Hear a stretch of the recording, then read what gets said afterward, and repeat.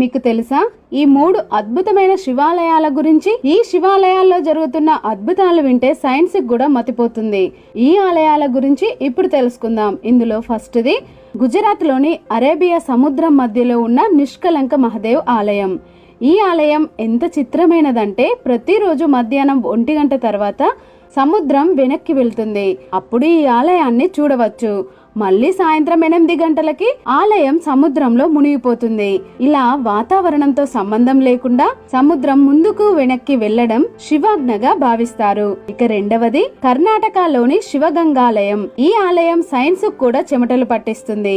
ఎందుకంటే ఎక్కడైనా వెన్న నుండి నెయ్యి వస్తుంది.